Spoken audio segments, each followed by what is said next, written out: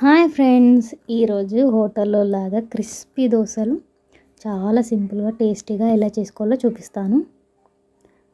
చూడండి, దీంట్లోకి కాంబినేషన్ నేను కొబ్బరి చట్నీ చేశాను.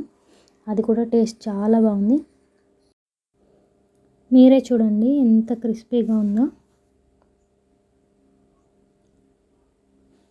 నాకు దోశ క్రిస్పీగా ఉంటేనే చాలా ఇష్టం.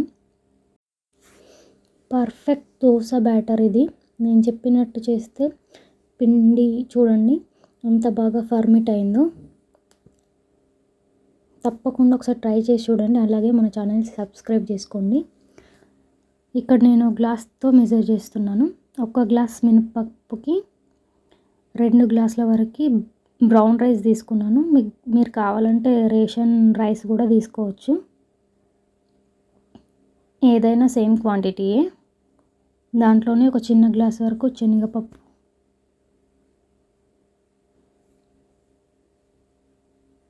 టీ స్పూన్ మెంతులు. వీటిని మంచిగా కడిగి వాష్ చేసుకోండి.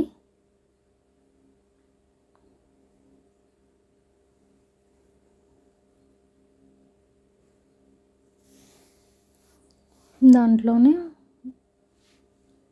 వాటర్ యాడ్ చేసుకొని 5 to 6 అవర్స్ మంచిగా నానబెట్టుకోండి. చూడండి ఇక్కడ చూపిస్తున్నాను. బాగా నానినాయి కదా.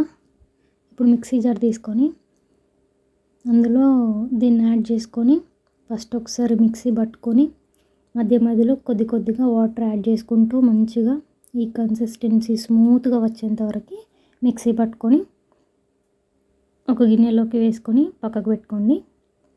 ఇది ఎంత బాగా ఫర్మేట్ అయిందో చూడండి. నేను చెప్పే ప్రాసెస్లో చేస్తే దోశలు చాలా క్రిస్పీగా చాలా టేస్టీగా వస్తాయి. ఓవర్ నైట్ అలా మూత పెట్టి వదిలేయండి. మార్నింగ్కి మంచిగా ఫర్మేట్ అవుతుంది. ఇప్పుడు ఒక గిన్నె తీసుకొని దాంట్లో కొంచెం దోశ బ్యాటర్ని యాడ్ చేసుకొని అందులోనే వాటరు కొద్దిగా సాల్ట్ వేసుకొని మంచిగా కలుపుకోండి. ఇప్పుడు ప్యాన్ని వేడి చేసుకొని దోశలు వేసేసుకోవడమే.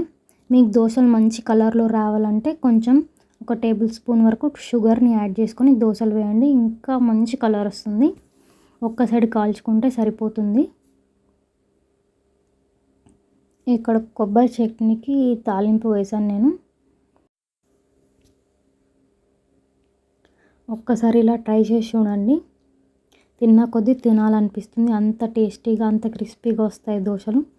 Thank you for watching.